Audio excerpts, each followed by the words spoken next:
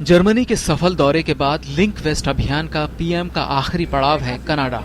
प्रधानमंत्री की कनाडा यात्रा को बेहद अहम माना जा रहा है, न केवल इसलिए कि वो G7 के देशों में शामिल है, बल्कि इसलिए भी क्योंकि कोई भारतीय प्रधानमंत्री 42 साल बाद कनाडा की द्विपक्षीय यात्रा पर जा रहा है। भारत कनाडा को निवेश, व्यापार और प्रौद्योगिकी और टेक्नोलॉजी के लिहाज से महत्वपूर्ण साझेदार के रूप में देखता है।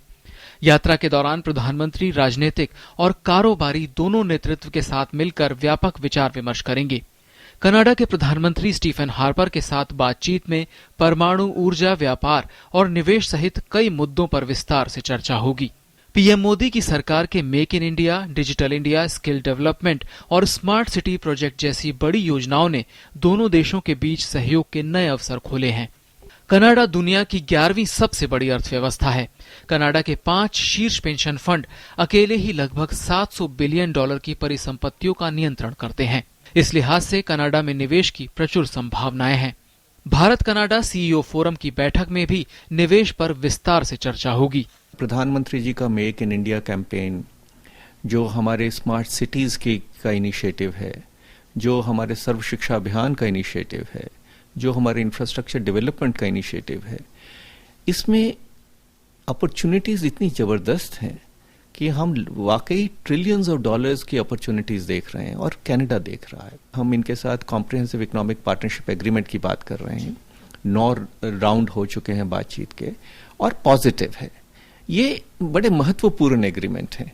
कनाडा ऊर्जा की दृष्टि से भी सुपर पावर है। कनाडा की सबसे बड़ी यूरेनियम उत्पादक केमिको भारत के परमाणु बिजली घरों को ईंधन आपूर्ति के लिए बातचीत कर रही है और प्रधानमंत्री की यात्रा के दौरान इस बारे में समझौते के आसार हैं। दोनों देशों में व्यापार और निवेश सहयोग को लेकर भारतीय समुदाय के कारोबारी लोगों में बहुत उम्मीदें हैं।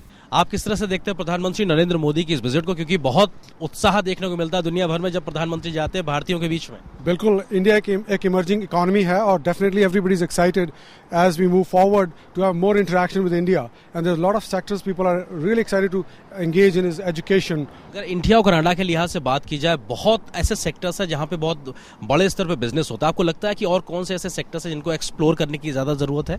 आई थिंक कनाडा में बहुत सारे सेक्टर्स जो इंडिया और कनाडा के साथ मिलकर काम हो सकता है। नेचुरल रिसोर्सेज है, ट्रांसपोर्टेशन है, हाई टेक है, कई सारे सेक्टर से काम हो सकता है। कनाडा में भारतीय मूल के लोग बहुतायत में है और उनकी आबादी करीब 12 लाख है। यात्रा के दौरान प्रधानमंत्री टोरंटो और वैंकूवर में भारतीय समुदाय के लोगों के साथ विस्तार से बातचीत करेंगे। माना जा रहा है कि टोरंटो के रिको कोलिजियम में प्रधानमंत्री का कार्यक्रम न्यूयॉर्क के मेडिसन स्क्वायर के कार्यक्रम की तरह ही भव्य होगा। कनाडा के भारतीय समुदाय में इसे लेकर खासा उत्साह है।